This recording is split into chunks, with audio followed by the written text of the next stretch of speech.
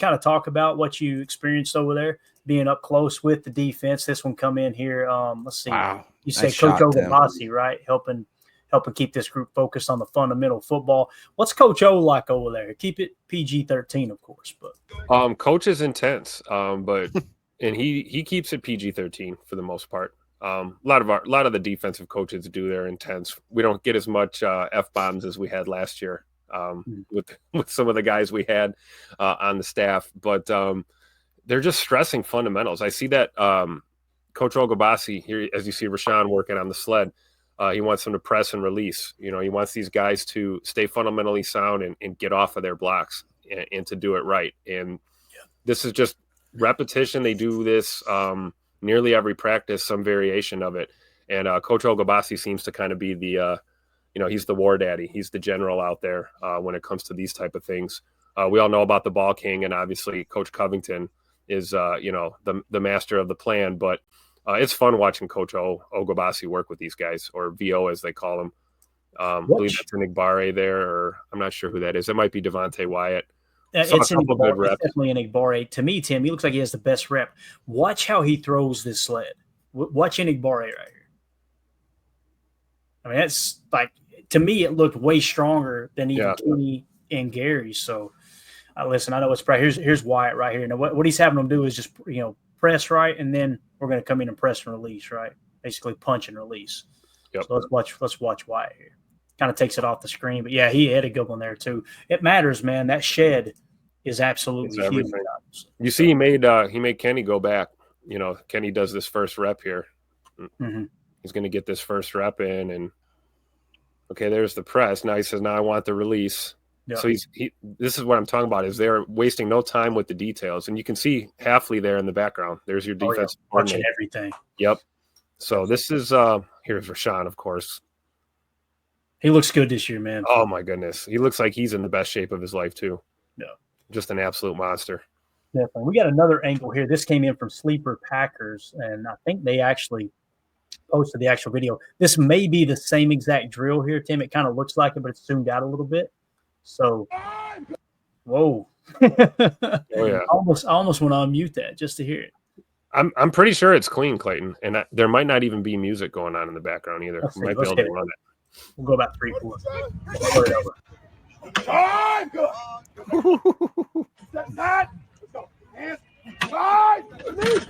So you see what I'm saying with Kenny? It's just kind of a minor relief, and then you watch the other guy. Gary's going to swing this after the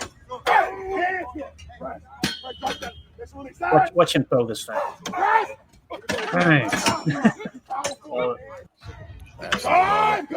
Nice. There you go. Just a little look down there on the sideline.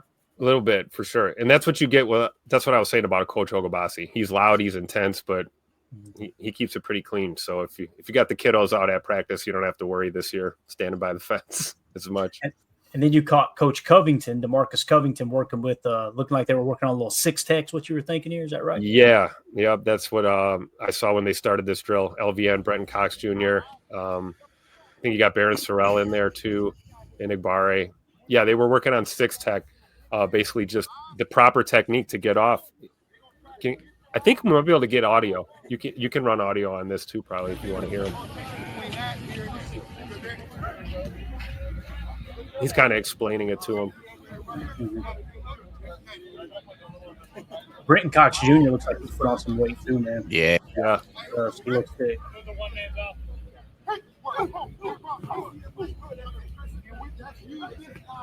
Little agility drill, more so, right? Yep. We got here in the 6-tech, yeah. And he was. This is just a cool way to just see how he works with these players. Like, he's so hands-on, so direct. He's right in there with them.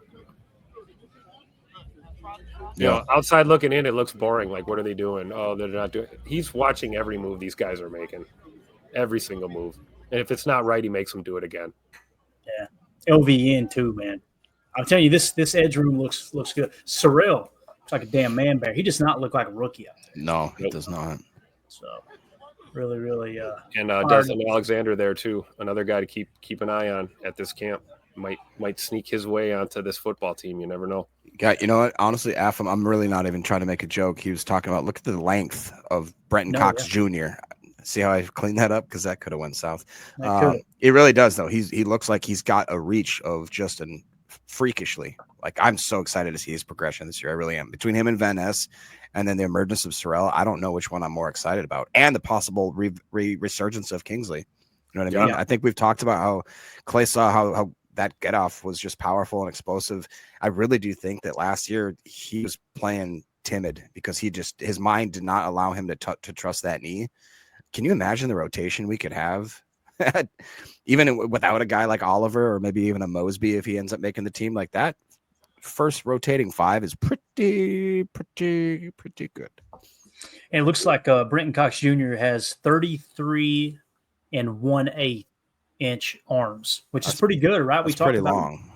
34 is like kind of the holy crap, you know? So you guys correct me if I'm wrong in the chat, but yeah, 30, right there on the verge of being 34 inches is really impressive with arm length. So we handled that very, very maturely. I'm proud of us. We're growing as a podcast. Unbelievable. All right. So up next, we got a clip. Listen, this might have been my favorite defensive clip of the day. And of course, it comes in from our buddy Baz over at Basarski Productions. And I think it was Pat Clips that tweeted it out originally. I want to give credit to everybody here. Dobbs versus Valentine. Listen, in no way, shape, or form am I trying to dog Romeo Dobbs here. Okay. But as we've said this entire show, these drills cater to the offense, right? It's typically the offense beating the defense like a drum. What you've got here is Carrington Valentine lined up on Romeo Dobbs, all right? And as Baz says, such a great rep, follow the hips and basically runs through the route with Dobbs. Watch Carrington Valentine on this. This is absolutely amazing. Watch Valentine here, right? Inside, stay with him, bang. You cannot defend that any better. Wow. Unbelievable coverage there. And again, Rome is a damn good route runner, right? Carrington, boys, and listen, I know we're expecting Nate Hobbs back week 1. Carrington is just waiting for his opportunity to break into that nickel 4-2-5 starting lineup. You know, I got to be real. If Carrington has a better camp than Keyshawn Nixon and Nate Hobbs is healthy and they decide to go Nate Hobbs on the outside and Javon Buller on the inside, it's one of two things I could see happening here. I could see Carrington putting on such a good camp. Didn't we, Tim? I think you wasn't here last night. I think we had uncovered that Omar Brown leads the Packers in interceptions this camp, and Carrington's right behind him, I believe. Mm-hmm. With that being said, we may end up forcing Nate Hobbs or Keyshawn Nixon in the slot if Bull continues to struggle a little bit and Keyshawn doesn't look as good on the outside. Is there a chance that Keyshawn ends up being the odd man out and going to the bench? You know what I'm saying? Because Carrington, dude, correct me if I'm wrong here. Does Carrington Valentine not look like a better corner than Keyshawn Nixon based off what we've seen last year and what we've seen so far in camp? Am I wrong there? I don't think that's unfair. I don't know if I'm willing to go that far yet. I will say that I do agree if you're talking about a situation where maybe Bullard's still struggling with the coverages and we have a scenario where we have Hobbs, Keyshawn, and CV out there. I'm all for that. I'd like Hobbs in the slot, Nixon and Valentine on the boundaries. We also got to remember that in a pinch, Keyshawn can play in that slot for us too. Always was his better position, actually, was playing in the slot. I think the fact that he's kind of proven to be able to hold his own on the boundary is why he's in the conversation. But I'll agree, Clayton. Carrington Valentine's making a really good case for himself to move up that depth chart.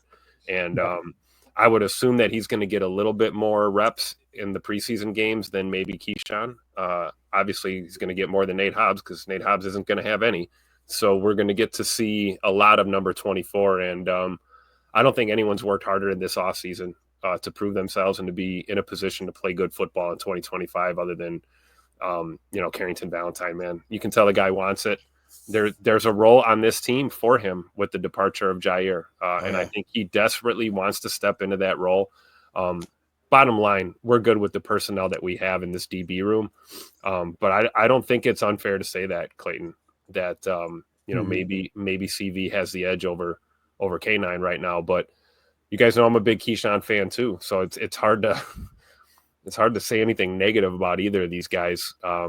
The way I feel, I want them both on the field all the time if I could have it that way. Ed Madden says CV closed out last year with 4 turnovers in the last 4 games. He's building on that. And that's the other thing I see. I think Ron Samuel said he's not great at run defense. I think he had 2 forced fumbles in a run. I know one was against a smoke screen. I think the other might have been against the run. We'd have to go back and watch it. But the thing that sticks out to me, and Coach Lynn, correct me if I'm wrong here, technique-wise, watch how Carrington doesn't try to be too aggressive at the line. Let him get past, and now that out-of-bounds line in the back of the end zone, Jacob, that's an extra defender, right? And it's just lock onto the hips like Baz was saying here. He plays it perfect here. He knows – it just seems like he's situationally aware. And both of his interceptions last year, Jacob, they came in the red zone. You remember that? Yep. Yes, I do. And, it just like we talked about how fluid that Golden looked. That's kind of what I see with Carrington, the way that he's able to kind of read and react. To quote a wise man like Chubbs, it's all in the hips, baby. And he seems to have it. So, I am very excited. Obviously, I never want to see an injury to Nate Hobbs or anybody else on this team for that matter. But with injury comes guys that have to show up and show out. And I don't like I believe whoever it was it Ron or whoever said the highlight of him with the last 4 games, like that carryover, I believe is real. Carrington's going to carry over the success that he had at the back end when things started to click for him. Him coming into another year, again, with the Hafley, 2.0 defense, I really do think that I could start to see the writing on the wall that Carrington Valentine could be CB1, bro. I really do believe in him that much. I do. Yeah. And Ron Samuel says, Valentine on the run was a question here. People talk about it. We did an episode. You can go watch it, Ron, where we broke down his stops, his run stops, because we were like immediately, is this going to be an upgrade over Jair? I'm not saying that Valentine is a great run defender. Listen, how many cornerbacks are, right? Yeah. But if you watch Jair the last 3 years against the run, and you watch Carrington Valentine, it's not even close. Carrington Valentine is the better run defender than Jair here lately. Now, we know when Jai got to the league, he was a dog before that shoulder injury, right? So just something to kind of keep in mind. You can go find that video, though, on our YouTube channel. If you just go to our YouTube channel and search Carrington Valentine, it should pop up, and watch those run stops. It was really impressive. And, again, some of those against smoke and bubbles, right? Smoke screens and bubble screens. But, yeah, I thought he played pretty well. So there you go. There's your defensive highlights from training camp. Let's dive into a quick training camp practice recap. Before we do, want to get your all's take. We'll start with let's start with you, Jacob. In terms of what we just watched, what stands out to you the most, man? It can be offense, defense, special teams, anything. What's the first thing that comes to mind from what we learned from the highlight reel from camp today? To me, it's got to be Matthew Golden. Just the way that it seemed like I'll always preface that I was not the biggest fan. One, because I just didn't think he was going to fall to us. So I didn't do a lot of due diligence to him. I thought it was a long gone. Packers don't pick wide receivers in the first round, even when they base it, they are. It's just a thing. From him, from that point to now being in camp, and there's seemingly being, and knock on wood, being no difficulty with whatsoever him getting the speed of the NFL, understanding the concepts, having whatever the kind of, we always looked at the highlight reel. I'm guilty of that for Bull. I saw Bull's highlight reel and I thought, oh my Lord, this boy is, there's no way that he can't play in the NFL. I didn't, necessarily see that all the time with Golden's highlights. You saw blips of it, but what he's done so far to this point, it just seems seamless. It seems effortless. He's seamless. It seems like the moment's not too big for him. He doesn't seem nervous or scared. He also doesn't seem overconfident or cocky at all. He literally right now has been perfect. And I don't want to, sound like too much of a homer, but we haven't worried about drops. I haven't heard one drop from him. I haven't heard anything about him being cocky. Like I said, overconfident. He's talked about how there's great camaraderie in the wide receiver room, how he only feels like he can lean on these guys, how he feels like he can already lean on just Jordan Love. That to me is really impressive for him to be just right out the gate. That just kind of flawless to me has been kind of a shock. And you see it now on film as well. Like just even when it's in slow-mo, the dude is just moving at a different gear. What do you think, Tim? Yeah, I think that's fair. That's certainly one of the things that stood out, I think, to a lot of us, right, is just how polished he looks very quickly, almost to the point where we have to remind ourselves to kind of temper our expectations a little bit. And, players like this, you have to remind yourself that they are rookies. And, he is going to have a drop, guys. He is going to have an off day or a bad play. So we can't, act like it's the end of the world when it happens, or we can't, backtrack and act like we were all wrong about our excitement. We got to let Matthew Golden develop. But I think you make great points that he certainly seems like a guy who's ready for the moment. And I don't think his ego is not a problem, which is usually a rarity when it comes to rookies. Usually and wide receivers. Yeah, especially wide receiver rookies. Exactly. So I think Matthew Golden's the exception to that rule. To me, my big takeaway today, though, was Quay getting back with teams. Nice. That's my biggest thing I was